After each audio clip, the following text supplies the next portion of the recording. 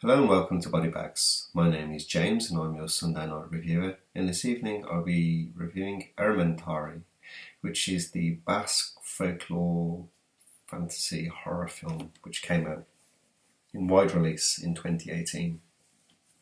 Now I just picked up this movie, watched it on Netflix, and just thought I'd give my 2 cents worth on this one.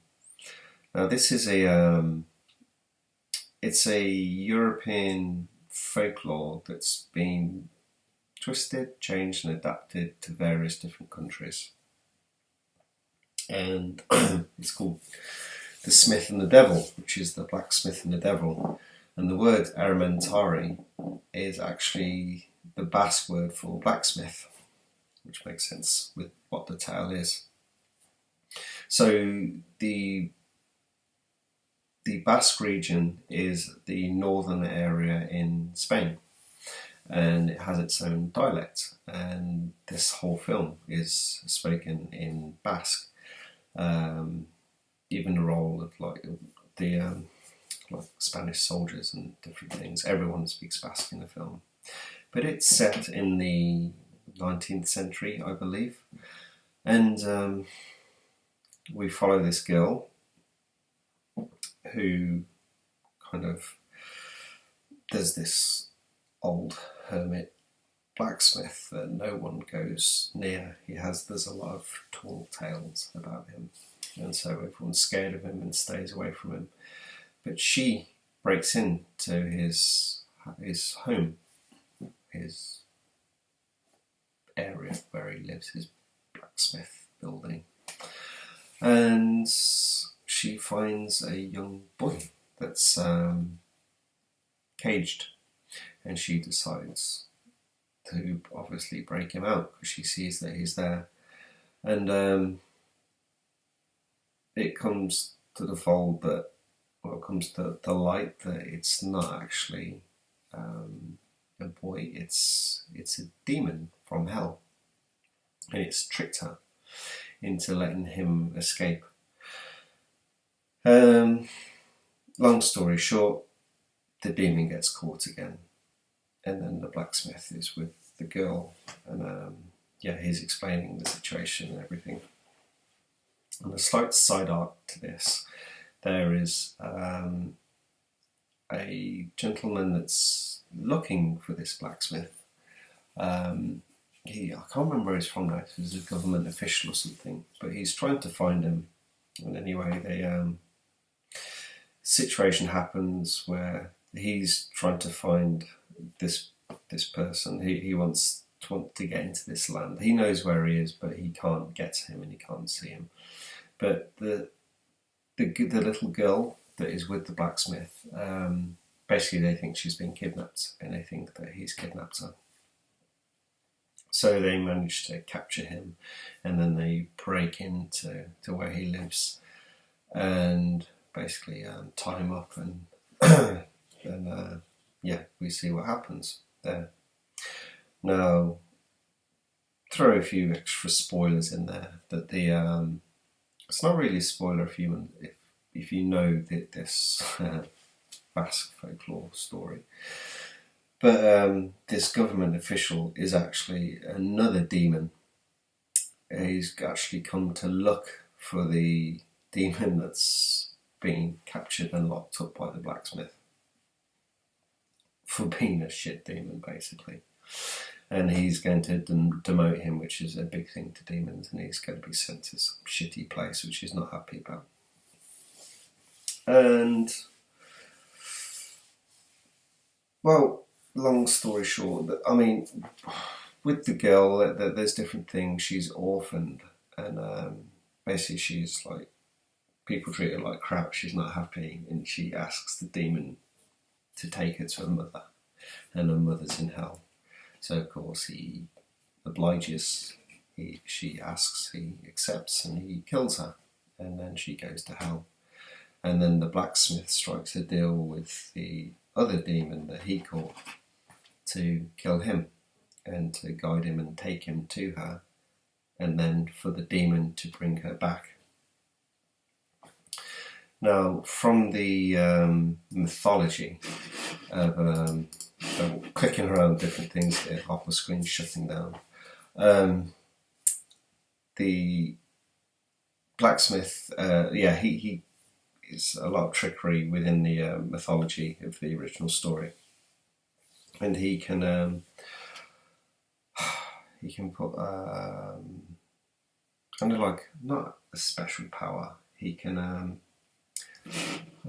there is one but they can. I'm just going to read something actually. It's a few notes that I made on this and I've lost. There we go. The smith was able to gain a power to wield any material, and he uses the power to stick the devil to an immovable object. Well, that was from the general folklore story. But what he does, he kind of works on this blessed metal, and he makes this bell, and it deafens the demon, and they can't handle it. The sound. It's so he takes this bell with him back to hell, and so he manages to save the girl, and then he goes basically from what it's the end of the film, but he's going to go on a rampage through hell, basically, to try and track down the devil. And there we go. That's a very basic, quite bad review of this film. I do apologise. This film, it has a touch of the Del Toro to it, definitely. It's like a family fantasy film with horror elements. It looks very good. I don't know. Well, obviously, I was going to say I don't know about the language, the acting. You can tell the acting is very good. I mean, I have a couple of friends from the Basque region that speak Basque. I actually haven't spoken to them to see if they've watched this film or anything. But it's the director is from the Basque region. His name is Paul Orquillo Alillo. Horrible pronunciation there, I do apologise. But yeah, so he's done a few other films, and this was his offering of this story. I do like it. It kind of doesn't hit on all cylinders for me, but it's kind of more difficult when it's a family film. It's like the pace has to be like a lot softer, and then the devil is more jovial rather than scary. But I mean, it's good performances, and I don't know how large the budget for this was, but I can imagine it was incredibly huge. But the bits of CGI in there look okay. It's CGI mixed with practical, so that's always good. I just didn't go for a CGI fest. But yeah, it's like I said, being a family film, it's very comfortable. It's nothing. There's no element of kind of danger or fear really within it, even though it's there's some quite touching moments to it. But you kind of, I was going to say, it's going to be safe, but I mean, it's not. The girl is killed. The man, the blacksmith is killed. There's a lot of not so happiness in the film, but you kind of feel that the ending is kind of the best situation that could have happened. And yeah, it's definitely worth a watch. It's it's not different to other Spanish films because it's not a Spanish film, although it's the Basque region. I'm not going to politically get into that now, but it's Spanish. But the Basque region, like the Catalan region in Spain, they're kind of very different to the main parts of Spain. But I would recommend checking this out. Yeah, it looks good.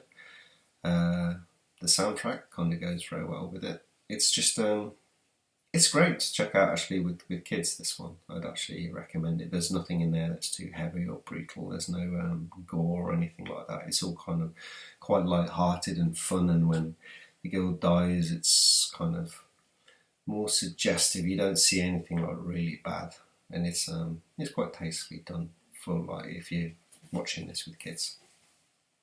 But anyway, that's the end of my review.